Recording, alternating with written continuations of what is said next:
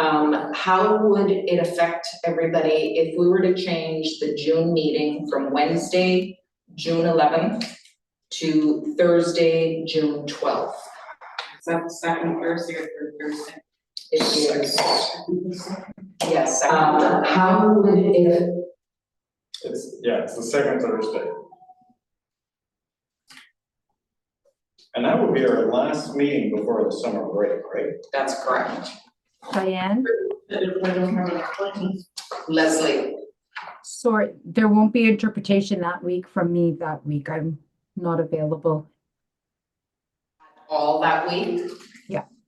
Okay, If no if problem. it was the Tuesday, it would be fine the 10th, but 11th, 12th, 13th, not available. Okay, thank you, Leslie. I'm good with it. Is anyone not good with that?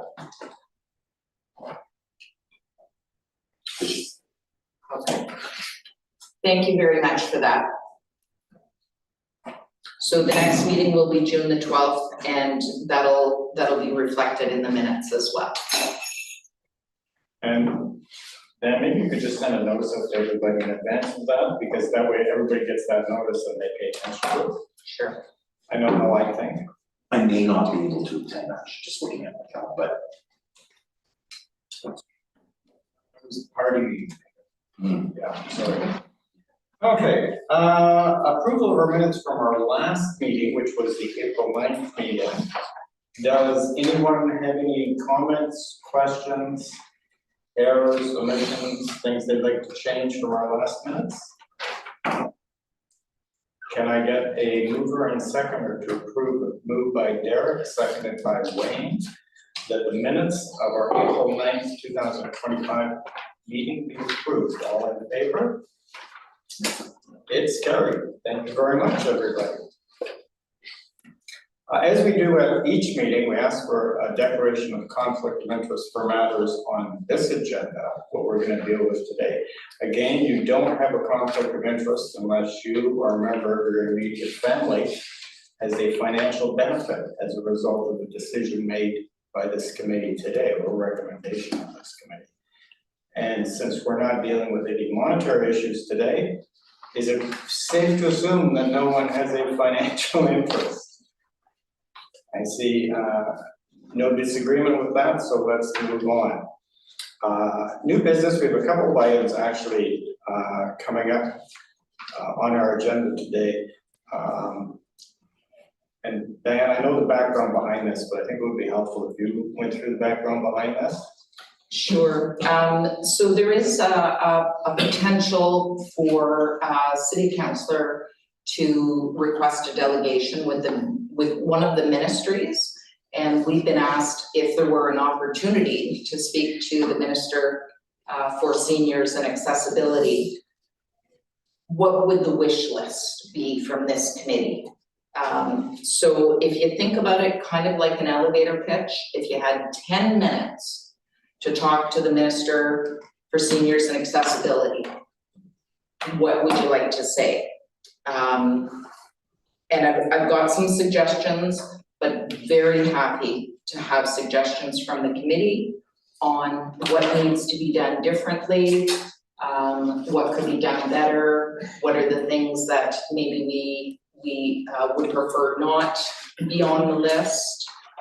And on kind of the top of my list was going back to the fourth legislative review of the AODA, and that's legislated that every 5 years, there is an independent reviewer on how the legislation is working. So Rich Donovan was the last reviewer, and he had some rather scathing things to say about the AODA and how it's not working for people with disabilities in real life, in everyday situations, how we are failing our population of people with disabilities. So he had some very specific things, and there's a lot of information, but I'll just read you the top heading of it. Outcomes are poor. So outcomes are poor for achieving accessibility, meaningful accessibility in the community. Enforcement doesn't exist. So enforcement mandated organizations to do the things that they must be doing. Data and research doesn't exist. How do we move accessibility forward with innovative ideas and innovative solutions? So there is no research on how to make things better. Basic leadership doesn't exist. So there's a lack of urgency for moving that bar forward. And nobody owns the outcomes or accountability for it. So those were the top 5 if we were to take the whole, I think it's a 40-page thing, put it into a nutshell. Those are the things that he was saying are urgent. Peter has a couple of other thoughts on that as well. If you'd like to jump in with some of the ideas that you and I have spoken about. Yeah, and I think you actually hit on them. So I think OREG 19111, so that means it was created in 2011, and that's the AODA accessible standards. I think it's time. Well, Diane and I have discussed this. I think we think it's time to relook at those again. And I think, Diane, you had thought that, maybe there's situations where there needs to be some flexibility built in with regards to documents and digital documents, where I don't think there's a municipality in Ontario right now that's able to say that they conform to the legislation that has been around, or the regs that have been around for, almost 15 years. So I think that was one comment that we had. The other one I think you touched upon, well, sort of, funding. And funding is always the piece here, but and we've been successful with certain funding, but there's never enough funding, but sort of targeted funding at retrofitting things. A lot of the funding has to do with new facilities and new features, but what about, retrofitting old buildings? Things like funding so that we can get updated APS signals and like capital type stuff, have sidewalks that are truly barrier free and funding that's available for that. Yeah, that's a list that we've been very slowly ticking off the boxes for, but it has been 25 years in the making. Expensive, yeah. And yes, it's slow. And then you had touched upon innovation, and we had sort of thought like, there needs to be more funding towards innovation, and then funding to make sure that these innovative products can get into the hands of people that need it, so that the healthcare funding, if you will, is available, so that the people that need these innovations can actually use them and have them in their hands. And then last, we thought documents and having accessible documents, seeing how much it costs the hand to take a 4-page document and make it accessible when it's already fairly close, to actually put it over the bar is $400 or $500. Yes, when you send it out to a formal remediation company to do the final check on it, you've done everything that you know how to do, and they're doing the final check. It still takes people time to make sure it's accessible.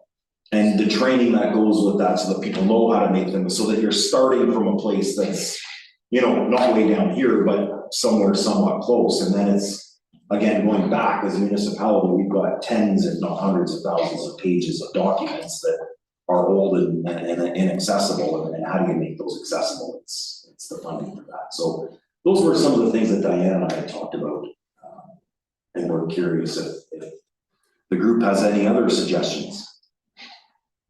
Peter, I think you're right. I don't think there's a municipality in the province that conforms with it.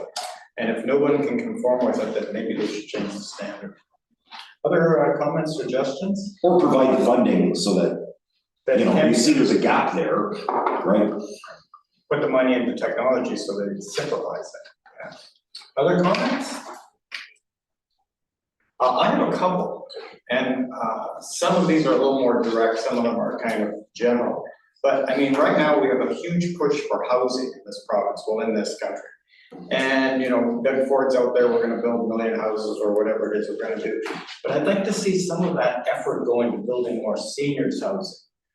That works on a number of things. One, Well, first of all, there's more seniors coming along, of which I'm one.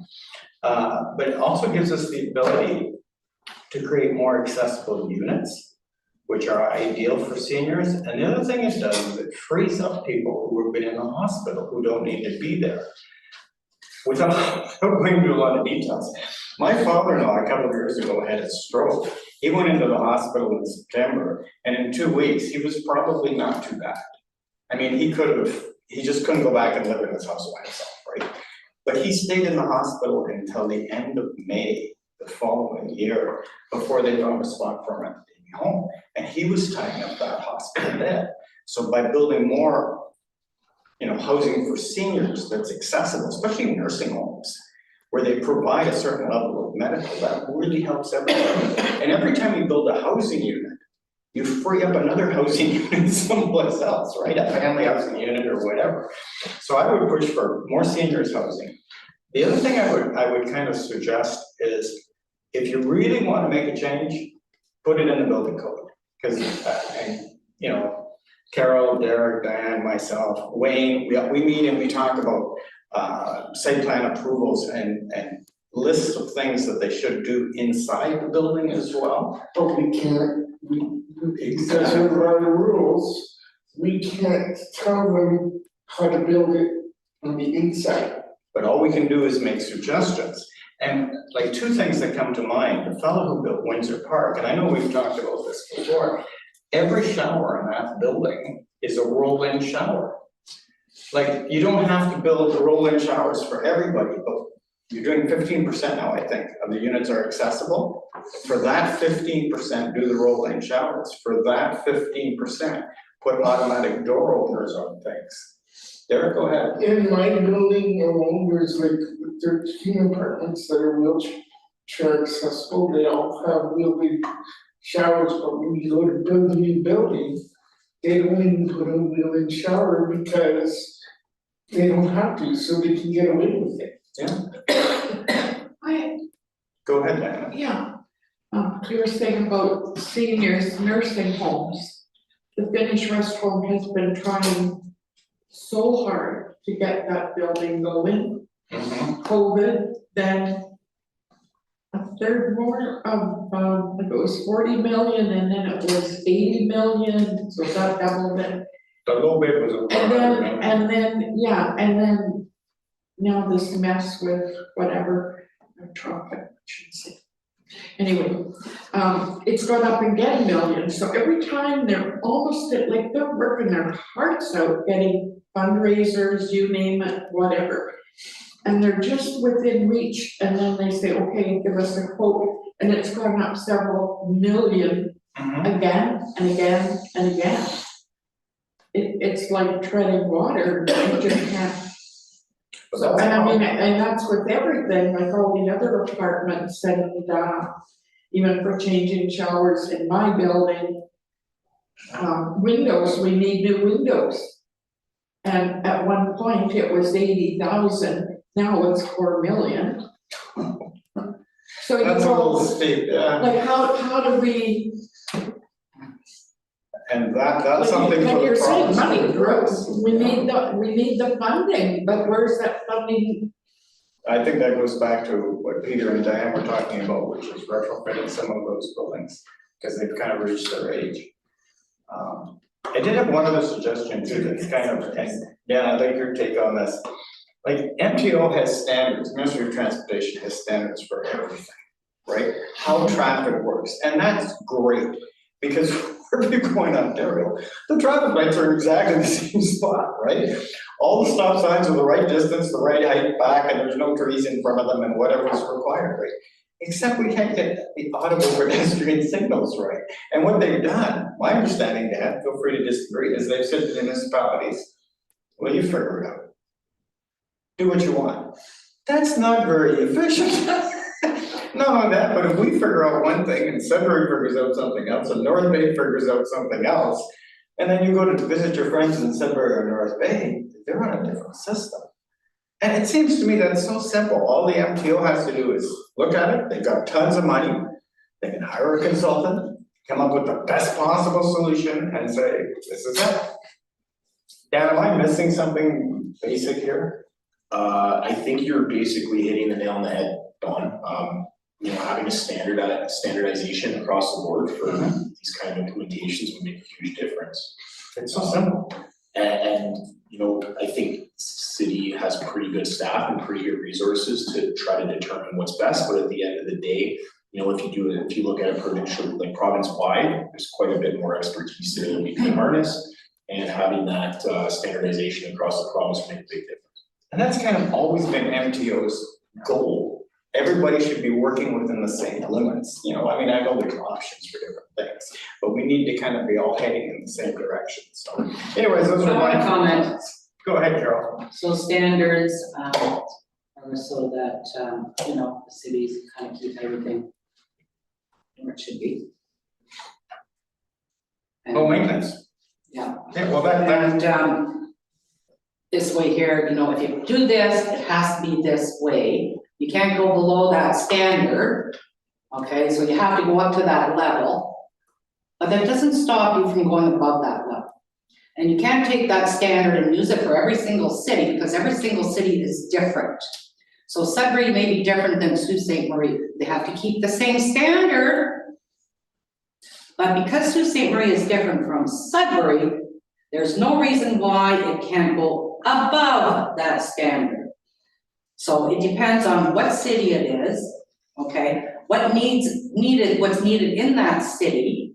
And if that's what people are saying is needed in that city, then you go above that standard and do it. And just because it works here in Sault Ste. Marie doesn't mean it'll work in Sudbury. And just because Sudbury got it, doesn't mean it's gonna work in Sault Ste. Marie. Each city is judged by each city, how the roads are set up, how the people are, whatever it is. So the standards is what is set out for everybody, but sometimes you need to go above them. I'll agree with that, Carol, and I think that was Rich Donovan's first point, is that outcomes are poor. And that the places where people with disabilities go and live, although we're meeting standards, we're not really meeting the accessibility needs of people with disabilities in a meaningful way. And I think that's what I understood about the outcomes are poor by just meeting the standards. Very good go point. ahead, And then in addition to that, if the standards don't exist or if the standards are relatively vague, you're not really getting a good outcome from it. So it's important to have at least the minimum standard, which is a baseline to set. And then of course, you know, we could look at it neighborhood specific, city specific for increases to that standard if needed. If needed, so you don't standard base it. That's right. but the basic is too low. But the basic is Or non-existent. Or, I'm sorry, that would be a better. So let's say like The that. basic. So essentially, that's what we were looking at, you know, staff-wise too, is establishing a standard, so to speak, that we could meet in the community. Preferably, that standard could be set by the province, and then the city can decide, each city across the province individually can decide whether they want to go above and beyond that minimum standard. So what's the same we're gonna do? We're gonna push the province to create a minimum standard, which hopefully works. Because there's not one out there now. That's why I never. I think there are standards, but then there's gray areas within it. I took, Don, I'll be honest, I took your comment to mean more like we need a standard to create consistency. And I don't know when it comes to these standards, like certain things you can go above and beyond the standard, you can go below the standard. But then there's other standards where there's no above or below the standard, it's you're deviating from the standard. Right. You know, and so, yeah, it's challenging, right? Because, I mean, we've kind of been talking about this internally and these standards of APS. And again, there's a level of consistency that you want to reach, but then at the end of the day, we know that there's innovative products coming down the line. So you want to try some of those out as well. And those might not be the standard. They could be above for one person and below for another person. So it's you know, I sort of took your comment on standards to mean consistency. And that's the way I saw this. I just, it seems strange to me that we have all these different municipalities that are all putting staff effort and money and trying to figure out what's the best thing to do. Yeah. It's not the real difference. provide some leadership and come to us and say, here's absolutely the best you can do. Everybody do it. And if you tell us what it is, we'll go do it. And in that process, you're consulting with the experts, which is the end users, the people with disabilities that are using the technology or the device or the building. Yeah. That there is that consultation, whoever that expert is in that Exactly. field. Yes, yes. Other thoughts? One of the times with standards too, like, yes, we want the consistency for sure, but a lot of the standards do leave a little bit of leeway or flexibility. So it's almost like a goal, like a set of goalposts you're set, and then you're working within those goalposts. So 100% the consistency is the primary, but then having the flexibility within those goalposts is also something that a lot of the existing standards allow for. So yeah, there's opportunities both ways. Sure, did you have another comment? I had another comment, me and Diane met one day, and, cause I asked for the light to be longer on Northern Avenue.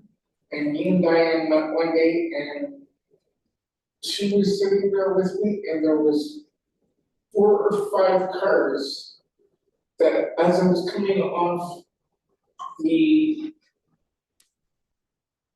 metro side, she noticed that there was 4 or 5 cars. As I was coming out, the cars were whizzing by me, they weren't even letting Right hand turn right in front of them. Yes, it was shockingly, yeah. People just turn right out of the metro. And that is a specific thing that I haven't yet talked with Dan about, but thank you. It's a reminder, we need to look at that and see what some solutions may be. While we're on that corner, I might as well bring up my pointer, seeing we're on the topic, Sure. because I was there 2 days ago. Have to go check out the countdown time, right? Which, by the way, everybody, don't bother going, it's been turned off. Right? Yes, I agree, the countdown is not, it was not working when I was with Derek. Yeah. Which was a week and a half or so ago. And the button on the metro side going east does not work. Can't even press it, it won't budge, it doesn't matter how many times you hit it, it still won't turn on. That's the same corner? Yeah. The Peely corner? Yeah. No, this is the metro corner. Yeah, okay. And then same corner, button to cross Northern Avenue, when you push it, man, it's a good thing I can hear a little bit, because I can barely hear it speaking for me to get across the street. So that's the audible. Mm-hmm. Okay. Yeah.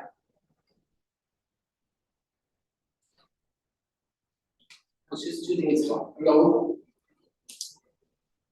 Other comments? okay, I'm gonna quit. Shall we move along then? Accessibility, Sorry, I'm just gonna go back to that. If someone thinks of something else as points to speaking with the Minister of Seniors, please just send me an email or give me a call. Okay? did you want to chat a little bit about our accessibility week event for staff? And I just realized that on your trial date, not on the trial date, on that date, last year I was in Halifax, Are you in Halifax again? no, Quebec City. Oh. Well, it's really nice there. So I just realized that, yeah. Over to you. All right, so we did talk about it at the last meeting, but we are doing an accessibility week event.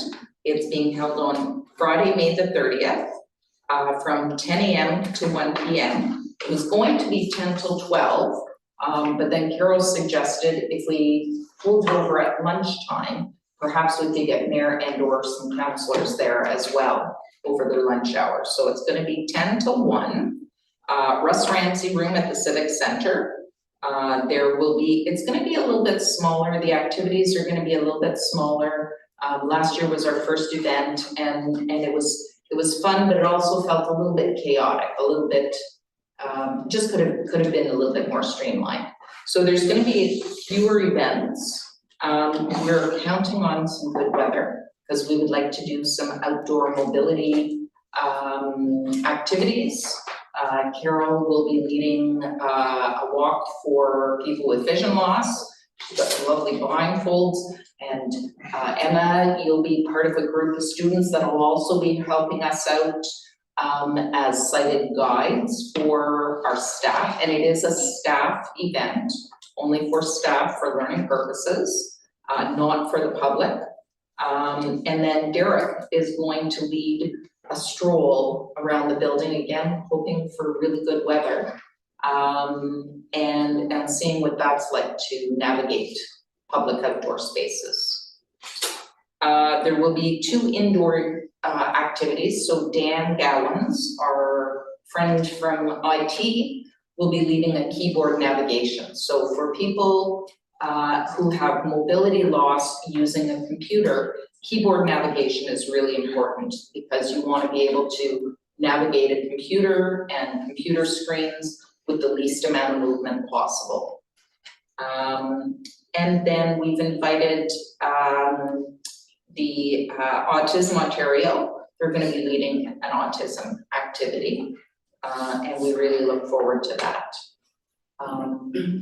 And that is going to be our day. And while it is for Civic Center staff, anyone from the city is welcome. You know, if transit staff are able to come over. People have very busy days off-site as well as on-site, so hopefully people can drop down even for a couple of minutes, say hi. Fair enough to see something. Sure. Sighted guides. Can't be just anybody. Right, but yes, There's training. okay, So this is a training book, so they do it properly. okay, So I don't know who's gonna be teaching the students this, but there's pointers they need to know, okay. okay? I will probably have to be in charge of that because, thank you, Carol. But I need this back, don't lose it, Yes, okay? So you can yes, photocopy it, whatever, but okay, just don't lose it. yes, no problem. I'm just gonna jot myself a note. And Councillor Hollingsworth announced the event at the council on Monday night and urged Mayor and council to attend. Oh, Good for excellent, her. Yeah, it's 22 minutes into the video in case you wanna find it. 22 minutes, okay. What time is it again? 10 till 1. And the other thing, if anybody's interested, on the 28th at the Roberta Bonder Place, the Canadian Council of the Blind, along with the CNIB, are gonna be having a barbecue and there'll be all kinds of things set up for people with vision loss. Any information, you wanna know anything about people with vision loss, any suggestions or anything, you can go down, it is a free barbecue. And Diane, can you put that on your door? We can definitely do When that. was that? That was on the 28th.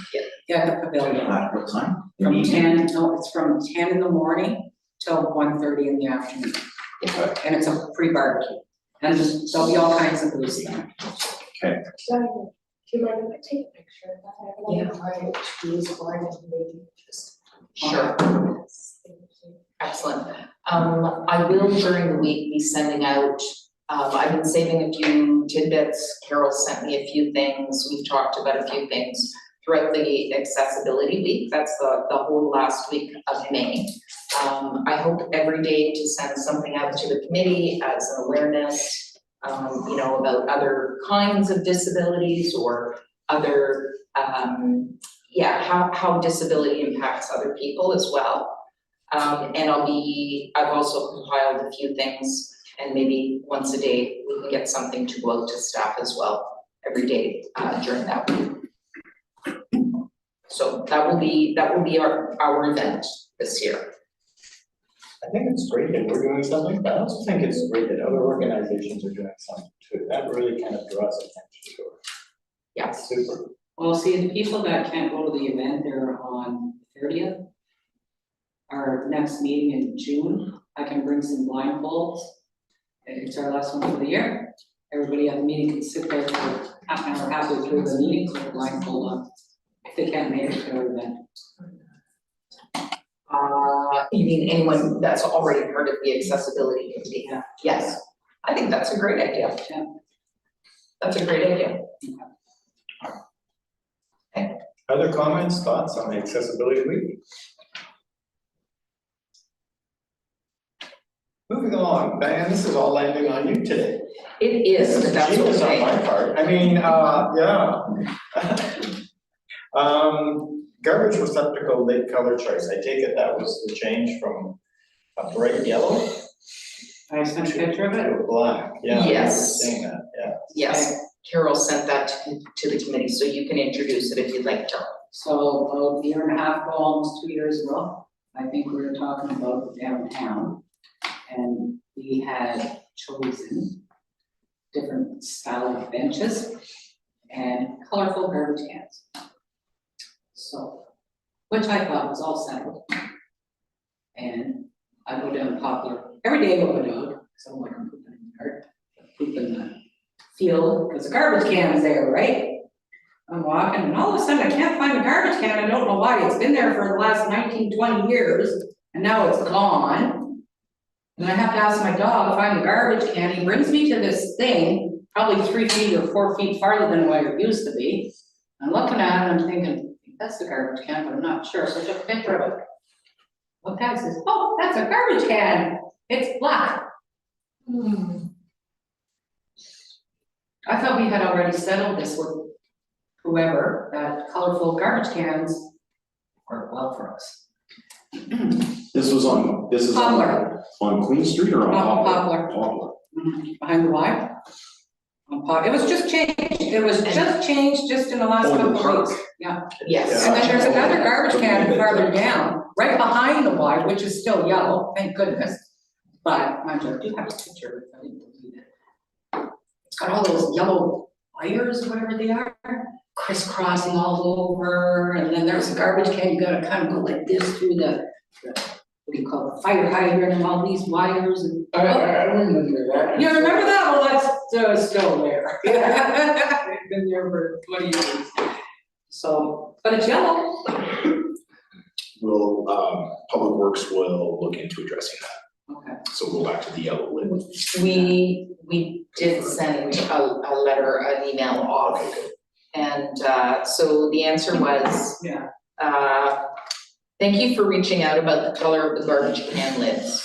We had switched to black lids as the yellow lids were discontinued and there were no other color options.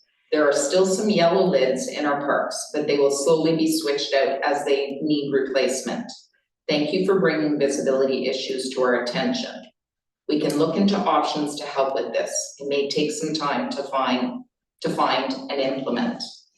And then I replied and I said, thank you.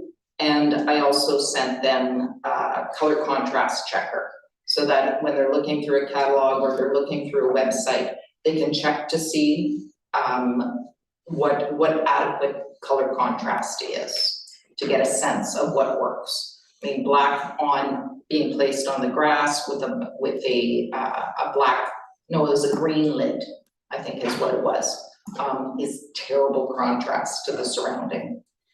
So. Can you forward that email to me? Yes. See what we can do. Do we still, I mean, there's a lot of different garbage cans out there, not to drag this out, but do we still use the R2D2 garbage cans? Yeah, they're still hooked up to the poles. Oh, No, these ones are, they're big, like there's like. 45 gallon drum Yeah. with the rounded That's yellow the one top. that Carol is Yeah. talking about. Yeah. No, but I think what she's talking about is the two-part ones. Where it's Yes. basically an oil drummer at the bottom and a top that fits on top of it. We have some of the R2D2 ones, I know down by the library and that, which is, they'll take like a full-size garbage can in there. But it's, and they do come apart, but they're all one color. And they're down by the library? I think there's one in the library. Beige, like a. They're beige colored, that's it, those are the ones. Okay. I'm just thinking, we, Oh, they're like that beige plastic. yeah, Oh, we okay. could do something more fun, I mean, the guys have done a great job with our transformer boxes. Or traffic signal boxes, whatever those boxes are. That, we can address it. I leave it to you to look into it, that's fantastic, yeah. Thanks for bringing that to our attention. That's- Peter, do you know what they've done for the downtown as part of the redo of the downtown? At Queen Street? I don't remember off the top of my head what the bins look like. But I can get that for the group. That would be interesting, Yeah. because, bright so that you can find them, but also bright so there's lots of stuff going on that sidewalk. Mhm. People don't bump into them. I'm just making a note of that here. Yeah, A question for Go ahead. our planning department through you, Mr. Chair, to either Dan or Peter. Is there a certain area that is not under construction so that I could go look at the downtown? It's been a few years since I've been there. And I just, because there's construction right now, I just need to make sure that there's an area not of construction, but just recently done, so that you can go. Elgin Spring, I was just there yesterday. yeah, that's like, they're still buttoning up little things in that area, but generally speaking, yeah, west of Spring Street. So Okay. Spring Street west right now. We could also. I would say in a couple weeks, you should be able to get out to the plaza and stuff too. We could also arrange, like a site visit with staff if that's something Oh, you'd be interested in, similar to what we did last year. Yeah, yes, let's do it So that way. we could even do that, with construction to some extent, we could kind of pre-walk the road just to make sure it's accessible, but we could kind of navigate around the construction if need be, I'm sure the staff could accommodate that. You'll really like it, Derek. Okay. I was impressed yesterday.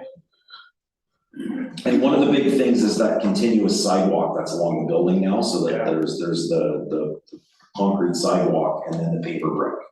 So the theory being, even with the garbage and bins and things, like those aren't on the path of the concrete sidewalk. Like there's always that barrier-free path of travel, and we're doing the same thing with East Street, which is the next to be reconstructed. So there's always that barrier-free path of travel that's up against the buildings. Save and except for some of, some patios but then you'll have a fairly well laid out way around it in theory. And we're working towards, I think we moved the bar on that a little bit.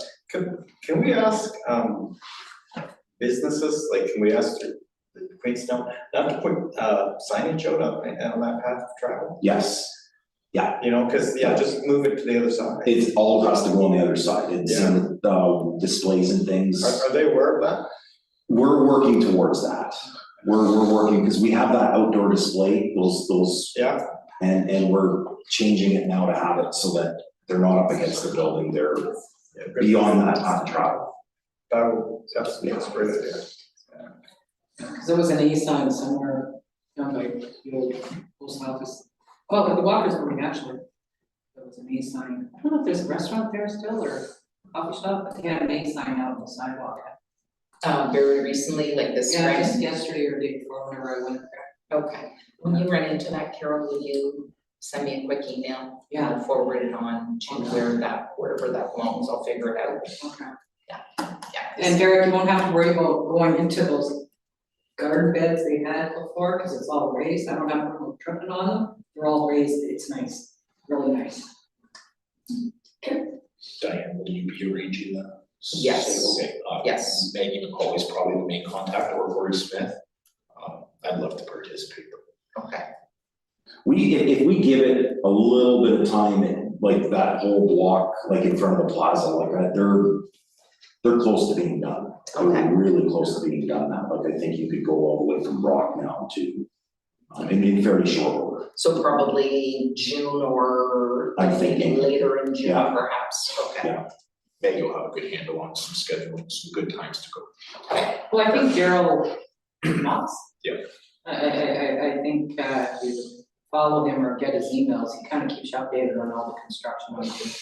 Yes, he does send out that weekly Mhm. email, I think. Yeah. Yeah, if anybody wants those emails, just send me a message somehow and we'll get you subscribed to those messages. It's handy if you drive too, know where not to drive. Can you, do me a favor, Diane, and give the gentleman that sends it out my email, And have you included on that Yes. list? Okay. please.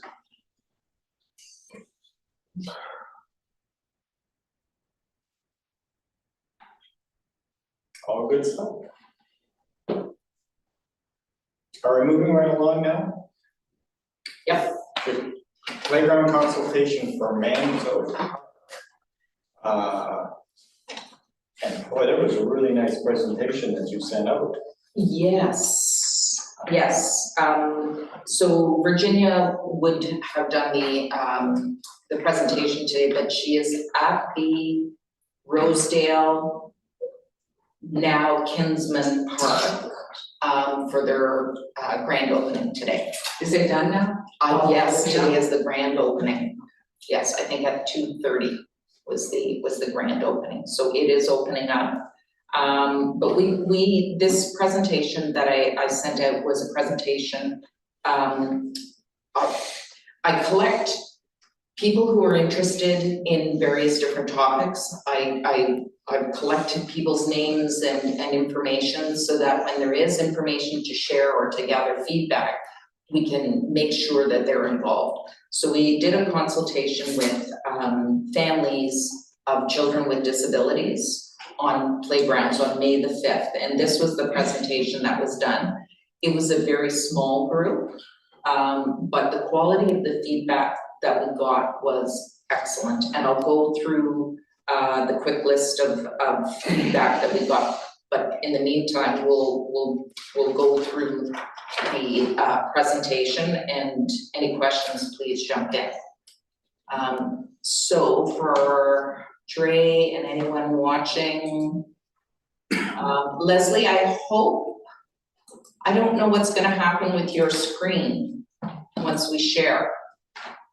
She's still there. Okay, you're still there. Can you see Leslie? Okay, everybody can see this, and I can see it, yep. excellent. All right, and you can leave it in that view, Samir. That's fine, because I'm gonna be reading the material that's on the screen anyways. So the agenda for our presentation, you can go on to the next one. So it's the introductions, and we've done all of that. So I'm going to read the resolution. I have one that's in a much larger print here. Council had a resolution, I don't know what date that was, but that was earlier this year. And it reads, whereas in July 2016, the city of Sault Ste. Marie opened its first sensory playground in Bellevue Park in the east end of the community. And whereas since its opening, the sensory playground has been heavily used and thoroughly enjoyed by children and families. And whereas a sensory playground provides enhanced accessible play options and eliminates barriers to play, and provides sensory stimulation along with the promotion of family bonding. And whereas the city of Sault Ste. Marie should aim to provide equitable access to amenities and services in different parts of the community, especially as they relate to families and children. And whereas as a community, with the establishment of the new splash pad in the West End, there has been a revitalization of Manzo Park. And whereas many communities of Sault Ste. Marie's size have more than one sensory playground. Now, therefore, be it resolved that city staff be requested to explore options for the establishment of a sensory playground at Manzo Park or any other city park in the West End of Sault Ste. Marie, and report back to council with options for such a playground. And in all of that resolution, staff are interpreting sensory park meaning an accessible park. So a park that is accessible to more children with various different abilities and disabilities more often. And then we recently came across this. I'd love to say that we were responsible for designing the 7 principles of inclusive playground, but we're not. We borrowed this from one of the playground companies that has some fabulous equipment. So inclusive playgrounds play a crucial role in today's world. These spaces are not just for play, they foster learning, growth, and socialization for children of all abilities, creating an environment that is safe, engaging, and beneficial for all. And then the next one. Samir, next slide. Fairness in play, ensuring equity for all. This principle ensures playgrounds offer equitable opportunities for all children regardless of their physical or cognitive abilities by integrating activities that cater to a wide range of developmental needs. So incorporating equitable play across the developmental continuum at ground level and on the play structure that are unique. Also encourage multi-generational play. And incorporate dynamic elements that are collaborative, fun, and address various developmental stages such as inclusive rocking components, musical instruments, front-facing child to adult swings, and interactive brain games, etc. And next one. Inclusive play, side-by-side play. If anyone has had the opportunity to go and see and enjoy the Bellevue Park Sensory Park, there are two gliding, I guess it's, what is that called, zip lines in the playground. And one has specialty seating on it for children with physical disabilities. And the other one beside it is one that people can challenge, that don't have disabilities, that can challenge themselves a little bit more. Adults too. And adults. They are so much fun, you gotta check it out. So that's another one of the inclusive play side by side, people with disabilities playing alongside of people without disabilities. And you can go on to the next one. Bridging gaps and building friendships. This provides a diverse assortment of play opportunities through swinging, sliding, spinning, rocking, crawling, climbing, brachiating. Does anyone know the meaning of that word? B-R-A-C-H-I-A-T-I-N-G. I'm not sure what that means. Brachiating. Sorry, I can't define that word. That's what we'll look up in the dictionary later. It sounds good. That's what we'll do. But then it says / upper body bilateral coordination. So I imagine that it takes that whole phrase and that's what it is. And balancing. It encourages progression of physical skill development by incorporating play components that address the needs of beginning, intermediate, and advanced level players. Configures the layout to encourage more active movement and exploration by offering balanced opportunities for social and physical play activities at both the ground level and on the play structure. It provides choices in a method of participation and access of play activities. Provides various ways to access the structures through climbers, links, transfer platforms, ramps, etc. If anyone has any questions other than what brachiating means, please jump in. You know, when you see monkeys, they kind of do that, swing, that's what it is. So yeah, climbing arm to arm. Yeah, it's Okay. kinda- Swinging arm to Yeah, I don't know arm. how to do it really, yeah. Okay, perfect, Monkey bars. Monkey bars, yeah. perfect. I bet you've done that before, Carol. Yeah. Brachiating.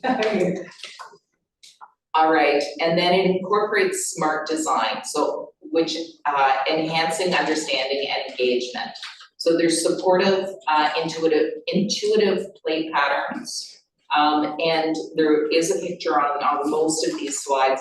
And this picture here, I'll describe it. So it's an aerial view of a playground with various different play structures in it.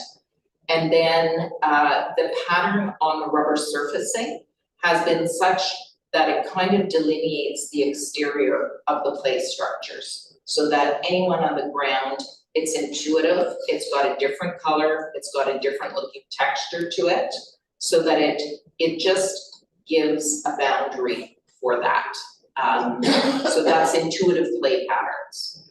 Define play settings and create well-organized involvement.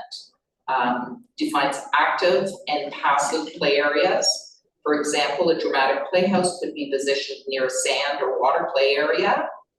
The use of landscaping, color, or a variety of surfaces can create the visual cues and help define areas, which is what I described in the picture. It defines heavy or active use areas such as swings and slide exits to avoid user conflict and to indicate that play participants should use caution in high activity areas. So for instance, in this picture, it shows that at the bottom of the slide, the pattern goes out and around the slide. So someone coming down the slide, has a visually clearer space at the bottom of the slide. Next one, tools for independence, empowering all children. So something that is being implemented at various places throughout the city are communication boards. So for people or children specifically who are nonverbal, that there are these communication boards. And there's a picture of a communication board here that shows someone with a toque, or a picture of a face with a toque on it and showing snowflakes, an expression showing happy, sad, sit, hurt, fun, spin, eat, drink, toilet, home, as in I'm done for the day, let's go home, and finish. So that's an example of a communication board, and the CSD, the Community Services Department, has been working on a variety of communication boards to be able to put up for events as well as at various parks throughout the city. So that's one of the ways that we can help to empower all children, especially those that are nonverbal. And next, independence, empowering all children. So offer sensory rich experiences, so selective interactive play panels, music components and or manipulative activities that provide visual, tactile, and auditory feedback to increase understanding of cause and effect, promote learning, and create interaction between users. It also offers sensory-rich feedback and encourage participation through a variety of movement experiences, such as swinging, sliding, rocking, and spinning to address vestibular and proprioceptive stimulation, while helping children develop a sense of balance and movement through space. And then we'll go on to the next one. Is it just me, or did they use a lot of really big words? They really did, they didn't use plain language. No, they didn't. They- Brachiating. They didn't have Grammarly taken over, Yeah. clearly Grammarly didn't take over the screen. Vestibular and proprioceptive stimulation. I'll be able to show off to my kids today. There's medication you can You can take. take them out apart and tell them they're brachiating. You're not gonna show them how to do it though. No, I'm not. Me neither. Sorry. Sorry, carry on. All right, I'm glad we can have fun at these meetings as well. So safety first, creating secure play environments. So integrating emotional well-being. So there may be some youths and children who want to be close to the activity but not be directly in the activity. That may be somebody who has autism or is neurodivergent or neurodiverse. And there are things like, there are pictured here, a cozy dome. So it's a place that has, it's basically like an igloo made of plastic, colorful, and it has holes through it, so you can receive some of the sensory stimulation, but you've still got a place to be able to withdraw and have a little bit of time to yourself if you need it. Could you put a little dot there? So, this is one of the things that maybe needs. Remember I told you, sometimes I don't know how to address autism, neurodiverse, I'm not sure because I don't know the words to use and all this here. you just said something, two different, 3 different: neurodivergent, neurodiverse, and autism. okay, so when someday we have a demonstration or something, could they describe that, like the difference? Absolutely, and a little bit off topic, but addressing your question, you asked if I could speak with the Autism Society or the Autism Ontario group. We will have a speaker in June. She's gonna come in and address some of those things, appropriate language, definition of language, some of the challenges faced by people with autism. Yes. Okay, so mark those ones there, those are some questions that I want on that list then. Yes. Because when I'm saying, I'm here for everybody with disabilities, not just people in chairs, not people with vision loss, people with hearing loss. And then it's like, I don't know how to address it. Yes. Autism, neurodiverse, I'm not sure. I What want is to be the able to most? make sure I know what I'm saying, right? So that was, okay. Yes, I'll do that. Let's see, so it says here about integrating emotional well-being. Cozy spots under decks, crawl tubes, tunnels, or various different pieces of equipment. Jump in, and they have that in air quotes, I'll say, jump in points adjacent to or within activity areas. It offers convenient places for children to observe and understand play activity prior to participating.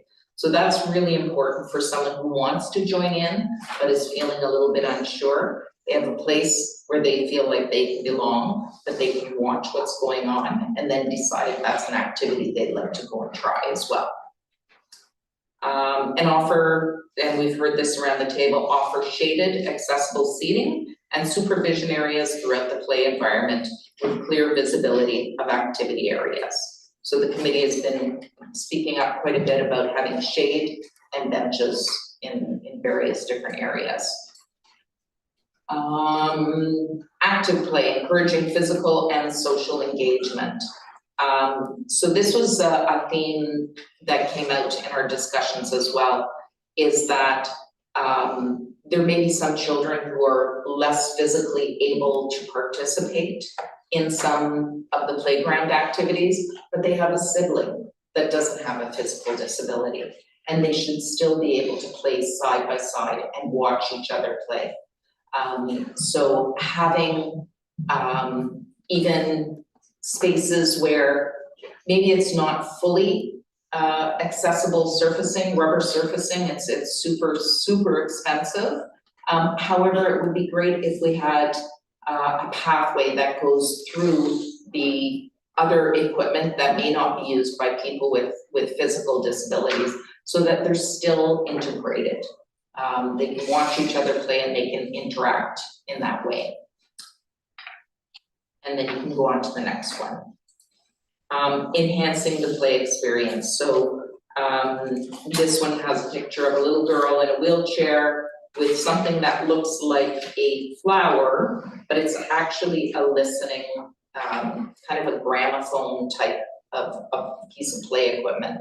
So she's got her ear to the flower, and her friend on the other end of the tubing is talking to her. And so it's just a different way to play. Remember the string and cup? When you were kids, you well, maybe not kids these days, but you don't remember I that? don't remember the string. Oh, yeah. That was before cell And phones. again, That was long before cell phones. On the Yes. ball and you would, oh, okay. No, not with the ball, no, you would talk through the, Oh, yeah, okay. yes. So anyways, that was the presentation. And I'll just go quickly through some of the feedback that we received. We need more equipment for children that have specialty seating to be able to remain in their wheelchair. Right now, we have very little equipment that can accommodate children with these specialty seating needs. There's also a need for stairs, as well as interesting climbing structures for parents to be able to carry their child up to the slide or up to the structure. Playgrounds to include communication boards, and that will be happening for sure. Include play panels that can be approached from the front for persons using wheelchairs. So we've got a lot of equipment that can be approached from the side if you're using a mobility device, but for children with limited upper body dexterity, it would be great if they could roll under and play in front of them rather than from the side because there's no area underneath to roll to. There was a question about, there was one piece of equipment in this particular playground developer that mentioned about a tippy canoe and how important it is for children, especially children that use mobility devices. You know, a gliding motion probably isn't as interesting of a motion for them as much as a rocking motion would be, because that's a completely different motion than they're used to feeling. People without disabilities can jump and swing and play, whereas children with physical disabilities that use wheelchairs, they have that gliding motion already, so they need a different kind of motion. So that was something that was very important to include, a rocker style. I have a question about that. Rocking style, you said canoe, like what is it? This was an air quotes, tippy canoe. So it was a picture of a canoe. It appeared that you could wheel onto it, and instead of it gliding back and forth, it would like rock. So that one end would go up and the other end would go up. So on the ends, what is it like? I think it's shaped like a canoe? It's just, yeah, it looks, it's a play piece. They've made it look like a canoe, but you can wheel onto it. And then I'm assuming, we can only see it from the side. We're assuming that there's some seating at one end and some clear space at the other end for a child with a physical disability. Okay, I got a little bit of concern about that then. And if I'm wrong, kind of go have a picture for me, paint it for me. So, I don't know if anybody remembers, tore down the school there when they put in Carmen's Way. They used to have a park, it's just down the street from St. Ignace Church. But it wasn't St. Ignace School, it was, Seniors French group. it might have been, right behind Marconi. McFadden. You used to remember back in the day in the park, they had those rocking horses Yeah, on the string, and they rock, and they had to take them out because kids were getting hurt because they were swinging on them or hitting them. So if this canoe rocks, okay, is it gonna be the same thing happening at the ends? So let's say I'm standing there or some kid, okay, and this thing rocks, is it gonna hit the person that's standing there? And so he's gonna get hurt? I don't know the answer to that because I haven't seen it operating. So Okay. I assume they've also been well tested under Canadian Standards Association, you know, and approved for use. But they may have some restrictions. You've got to have a certain amount of space around it. But if that was just an example of one thing that provided a rocking motion as opposed to a gliding motion. So I don't know what all would be involved in that. I suspect it would be attached on the long sides of the canoe, and then that would pivot along those connection points. So the short side is what's moving, so to speak, like you're walking along the short side of the canoe rather than the long sides of it. Okay. So it's less of, it's not taking up as much space for the actual movement part of it. So they're getting the side to side motion instead of that front and back motion, if that makes sense. Okay. And that may be, So because we were looking at a catalog. yeah, so my assumption is it's a relatively small footprint, but they're still getting that sensation of that moving back side to side, so to speak. Okay. I'm sure there are some safety standards involved with that, whatever it is. Mhm. Yeah. 4 more. No more ramps to nowhere. So we currently have some playground equipment at Bellevue Park that has ramps, and you get up to the ramp and then there's nothing there but a step. So there's nothing for you to do once you get there, so that's a ramp to nowhere. So that, you know, and that's a kind of an overarching theme, that when there is a ramp, that it brings you to somewhere, that there is something there for the child to interact with, whether it's something that is motion, or whether it's a play panel, or whether it's, you know, to something else.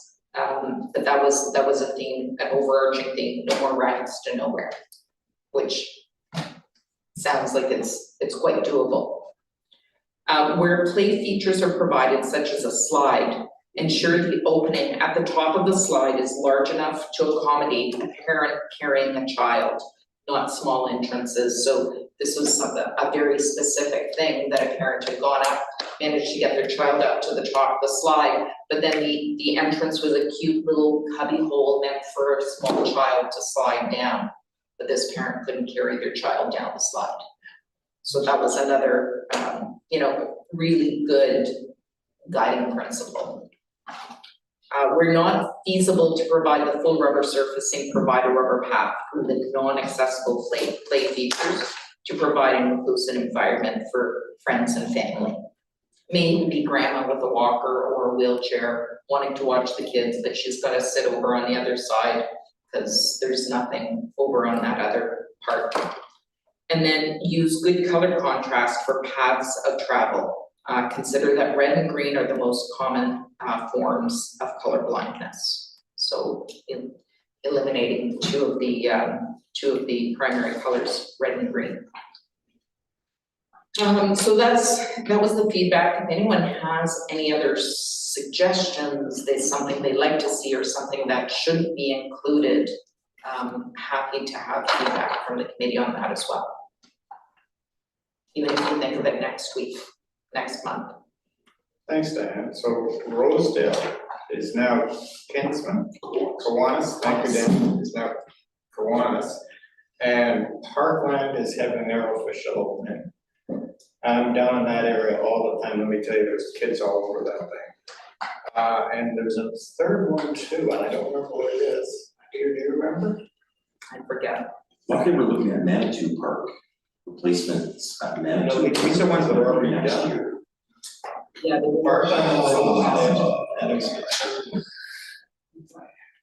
And Marinelli, but that's what it did previous years. Yeah, I forget the name of the other Yeah. park. I should have. she's in the West End somewhere, I think. I think the city's really moving in the right direction.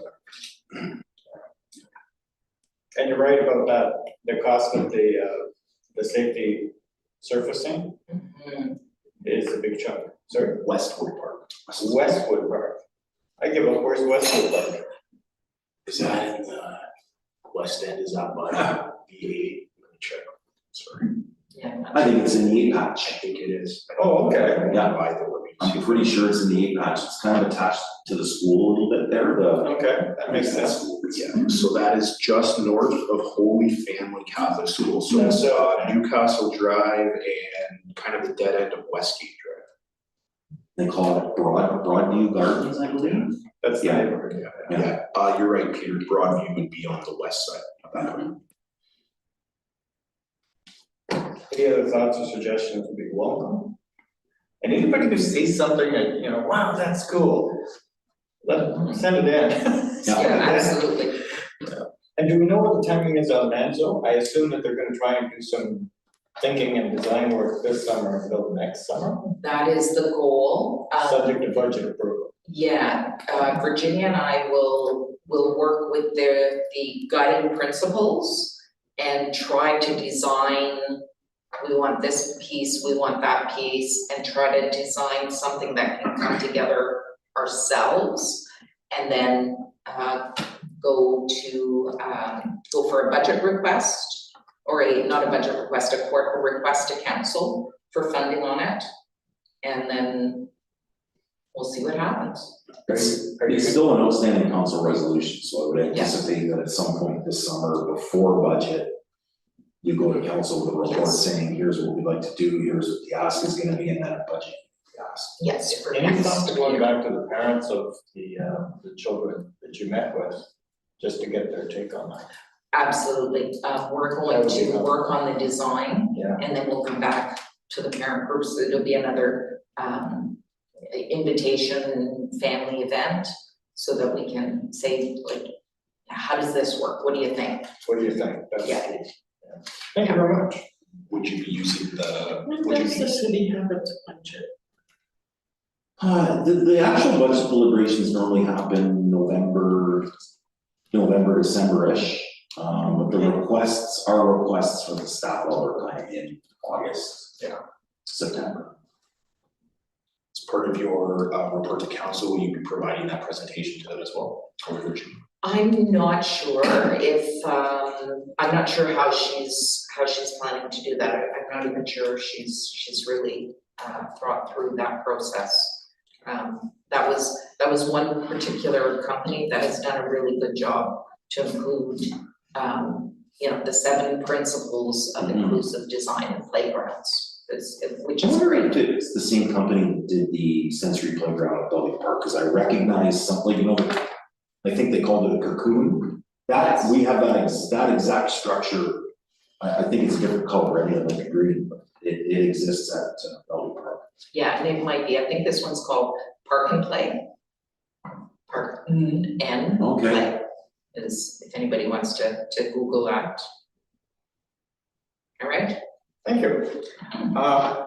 And we have updates on barrier removals, which is also you. You're having a busy day.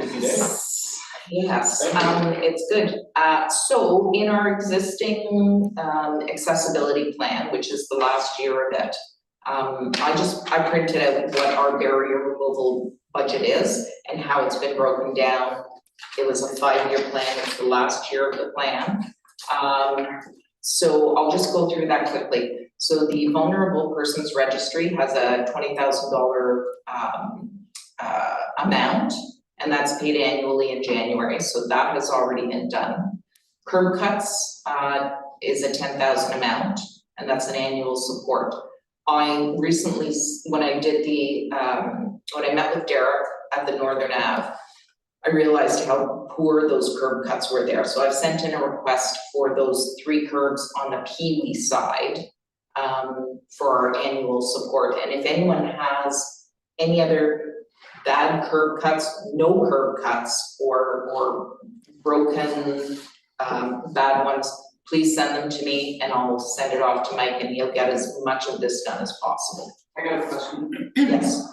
Which ones are you talking about at Pee-wee? At the Pee-wee, it's on the Pee-wee side, so from on both sides of the driveway, there are the 2 curb cuts there, and they've got the tactile bricks in them. I'm not crazy about the bricks, they easily get broken. So I've asked if the bricks can be taken out and twisties put in, the metal twisties, and redo the curbs, because they're quite rough. As well as there's a hole in the middle of the sidewalk crossing that area as well. That's not concrete, that's pavement. And then the one on the same Pee-wee side that crosses to the metro, it's quite rough. It's got quite a bump. And as I watched Derek go across it, he was very slow and very cautious leaving that curb to cross to the other side. So those were the 3 that I identified. Okay, so 7 or 8 years ago, when they did Princess Auto, they forgot or never thought about having an access to the sidewalk. When we did this walk around for the APSs, and when we crossed over from the Pee-wee over to the corner that Derek has difficulty at, we stood there and pointed out that corner. At the same time, we were talking about how great countdown time was, but that's not the issue I'm getting at. We stood there and we talked about how bad that corner was. So every time it's mentioned for the last couple of years, it's been kind of just brushed off and we're not getting an answer. That corner is really bad. And I really think that somebody needs to get on top of that and we need to fix that corner, figure out how to fix it, not wait another 5 years or 10 years and just talk about it or whatever. Figure it out. It's time to figure it out. It's been a long time. And all I can do, and I picture this sometimes, and I don't know if you can picture a horse crossing a desert with a cowboy on it. In the desert, there's nothing around, and all you see is the darkness in the background, and this guy on a horse is traveling across the desert. Okay? And then he finally makes it to the other end, and it's kind of like, phew. I picture that every single time I think of Derek crossing that parking lot from the Princess Auto to Great Northern Road, because he shouldn't have to do that. He should have to be able to go on that sidewalk, and it shouldn't be just left on the radar, it should be fixed. It is necessary, it is a safety risk, and if it means the city to buy property from whoever it is that's in charge of that plaza or whatever, it needs to be fixed, and it needs to be fixed soon. So I'd like an answer on what's gonna happen with that, when, and how. I don't want it brushed off the side anymore. We've got the library there, we've got the circus, the fair or whatever, you know. Nobody should have to walk across the whole plaza, they just should. I have nightmares of that. So I kind of like to have an answer of what's gonna happen, instead of having to bring it up every month, for years, after year, after year. So, do we have an answer? Yes, no, what can be done, when? So I don't know how I'm supposed to address it with that. How about I'll take that back Okay. and I'll chat with folks and see if we can. I don't know what it will be, but I will chat. Okay. All right. Aside from that corner, if anyone has any other curb cuts, $10,000 doesn't go far these days. I'm not even sure if it will do the three that I identified as far as digging up and redoing. But Mike has been very good at getting as many done as possible. So if anyone has any others they'd like to identify, please let me know. My corner, it's the only corner in my whole neighborhood that has not been done yet. Your corner, which corner are you speaking of? Popular and Oakwood. The laundromat business. In fact, the corner really needs to be fixed because it's big. Should we mark down that section of sidewalk too that's difficult to maintain in the winter because it's not working well? Would you like to add that? Oh, yeah. Okay, so Mike's laying out his program right now. So this would be the time to look at these. Okay. So if this is something that we want to address, I think we can bring that forward. Okay. I have no idea where priorities are right now, but definitely take a look at it. Okay. Well, all the curb cuts from the YMCA all the way to McDonald are done, except for my corner. Yeah. Mostly because I'm on the AC, right? Check if you priority. All right, and then the next one, I'm sure you'll have something with this one, Carol, the APS, the accessible pedestrian signals, we have a $10,000 allotment for that. What would we like to suggest or request be done with that amount this year? Well, first of all, I'm surprised that nobody's here. I got my report. I know nobody's seen it, except for probably a few. I don't think the committee's seen my report. These are all barriers. All barriers. All the APSs. It's the same.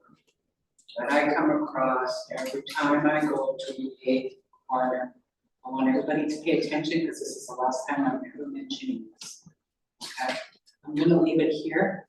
And if anybody wants to take it home, or if you want a digital copy, you can take it, okay, and go over it. Because these are barriers that I face and people with vision loss face every single time we cross the streets. Now, I did this audit back in April last year, it's been over a year now, a year and a month, and they're still not fixed. And I find it very discouraging and disappointing that even the ones on Bruce Street and Queen Street have not been fixed, and that's right down. So I will leave this here because I don't want to take it back with me. Anybody wants it, you can have it. Do you have one that's on the top of your list? All of them. $10,000 just doesn't go that far. Do you Well, have they're one gonna at have the to top figure of it your out. list? I'm not saying that nothing's gonna happen with your list. The thing is, these have not been maintained for years. The ones I came across, you cannot sit there and tell me that they've maintained them yearly or every 6 months. They have not been maintained for years. So the years that they did not maintain them, they can fork out the funds to pay for them, okay? And if they're installed, they should be working, and there's no excuse for it. So, I'm not mentioning these APSs ever again. I'm done with this, okay? I'm 100% done. Fix them, they're broken, make them accessible, that's it. You guys figure it out. I'm not doing your job anymore. There's the report. And it would probably surprise a lot of committee members here that didn't even know, hadn't even seen it. I worked my butt off. For what? Nothing. So you guys deal with it. I'm not dealing with the APSs anymore. Just get rid of it. No, Delane, we've seen this report. Yeah, We have that report. We have forwarded that report, I believe. Okay, okay. the Okay. committee members have not seen it. The committee members are probably not even aware of it. They don't even know how much work I've put into this. And nothing's been done. Nothing has been done. It's been postponed, postponed, postponed, and postponed. There's no reason for that. I don't feel safe walking the street anymore. And I'm probably the most confident blind person you'll see in Sault Ste. Marie. And I don't even feel safe crossing those streets anymore. The point is well made. First of all, thank you very much for all the work. I have seen the report and I know it was a ton of work, but I think you're absolutely right. That sits with Public Works now. Yeah, No, so thank you, and I agree with your comments. I don't think you'll find anybody who disagrees with your comments, so we're gonna leave that with Public Works. Public Works will provide an update at the next meeting with the maintenance that's been carried over. Thanks, Dan. seen them at the PXR on Bay Street. Possible, walk yesterday. But there was water everywhere. So I don't know what's happening. Back to you, Diane. All right, next on the list is the park swings and musical instruments, $10,000 allotment. So community services is updating parks annually, and that will contribute to park and playground equipment for children with disabilities. Outdoor seating and benches, we have a $10,000 allotment. And if anyone has suggestions on places that they would like to see benches, we can put that into the request as well. Captioning at city council meetings is a $6,000 allotment. Currently, the technology is through Zoom and YouTube captioning. So if we look at the screen right now, it is captioning what's being said. It does a relatively good job at captioning. So at this point, nothing is being looked further at it, but that $6,000 is still available. Video remote interpreting is $5,000, so the trial is in progress at the Civic Center, and we will see how that goes. John Rhodes Community Center has a $2,000 allotment. There have been some sledge repairs again this year, and there will be some repairs done to the lifts as well. And then it'll be up to the pool and the arena to let me know if anything else comes up. And then we have a $12,000 contingency for other barrier removal activities. We're looking for suggestions from the committee on what priorities, has anything come up that you would like to have addressed that we could use $12,000 on? So we're looking for feedback on that as well. You're welcome to email me if there's nothing today. But basically, if you see something where the city could make a difference and it's on city property, let Diane know. I mean, there's a budget for that and we have staff and they're not fixing it. Brings us up to the last thing, unless anybody else has comments on that. Brings us up to the last thing, which is our site plan subcommittee report. Dan, did you or Carol want to talk about this briefly, just for the benefit of the rest of the committee?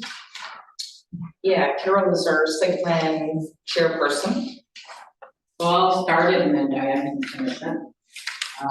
So it's 494 Great Northern Road, proposed car wash. It's down by Palmer. And this is where we did have to continue because the bullets were long and it didn't make sense to me. Oh, it had O's in it, I'm Yeah. sorry, Yeah. So yes. something to do with the access side, you'll have to. Do you want me to read? Yeah, read it, Okay. yeah. 'Cause it didn't do it right.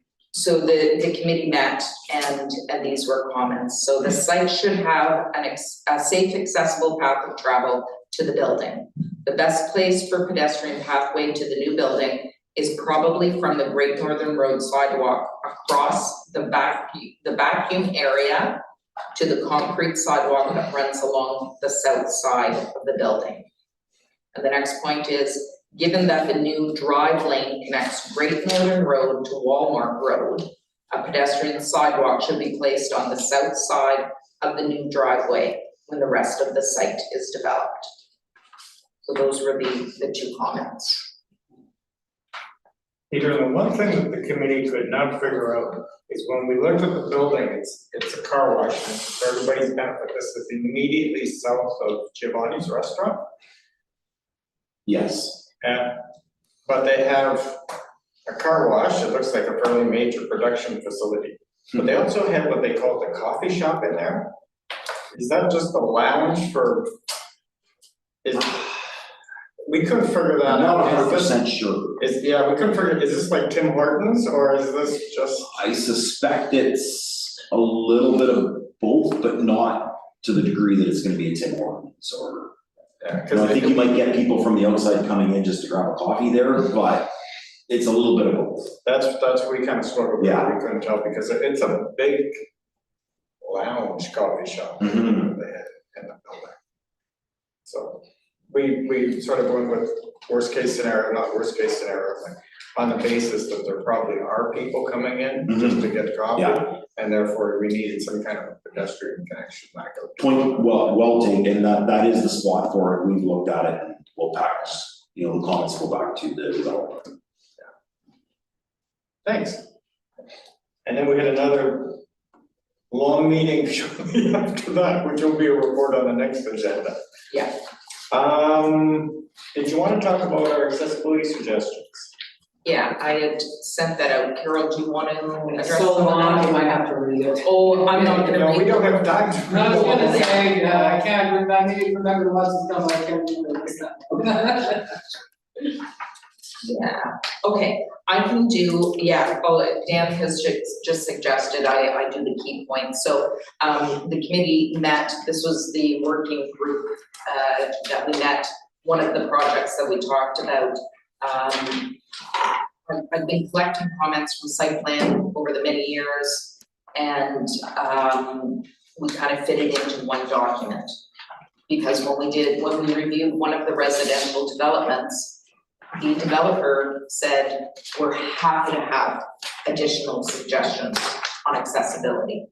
So we thought we would put together a document to be able to say, and these are our suggestions, if you can implement any or all of these, great, it will help to improve the accessibility. So we covered things like parking, walkways, sidewalks, and exterior spaces, so the approach to a building. And we always try to approach things the way that you would approach a building. So you start from the street level and work your way in. Transit access, so making sure that the parabus and transit access is provided at the building. And then we talked about interior spaces, so a lot of the interior spaces with some very good links to some really good resource documents in there. Elevators, Carol had some very good and strong suggestions for elevators about how not to and how to build a better elevator that is better for people with vision loss. Bathrooms are always a topic of discussion when you talk about people with disabilities. Bathrooms are a very important feature of any facility. And then we had some general interior suggestions as well. And then at the end of the document, I included a couple of very easy to use tools for visual accessibility. So one is the font size calculator for various uses. It's really helpful when you're designing signage that's going to be seen from various different distances. It helps you to calculate how large your font would need to be. Color contrast analyzer, there was a YouTube video, and then I included the link on the color contrast analyzer. It's very, very easy to use, but has been very, very helpful as well. So those are the main topics, and everyone has the report. I have draft on this because this is not how the final branding is going to look.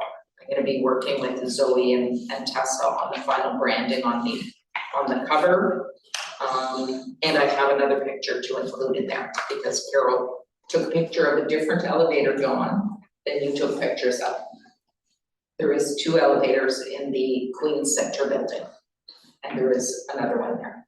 Oh, all right. And I know that CNIB's clearing off the interior design elements has a special section just on elevators as well. Yes, that's right. Yeah. Yeah, they have CNIB designed that elevator years ago. in When they used to be in the the Queen's Center. Yeah, when they used to be in that building. Yeah. They're the ones that designed that. Excellent.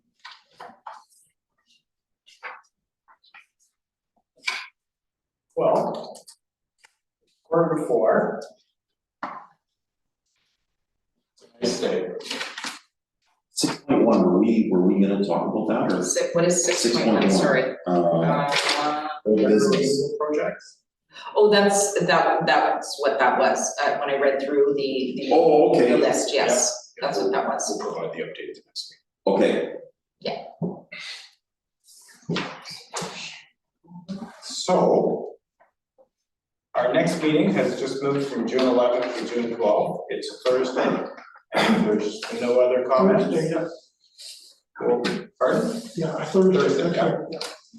If there's no other comments, we're going to declare this meeting adjourned. Thank you very much, everybody, and thank you, Leslie, really appreciate it. Great.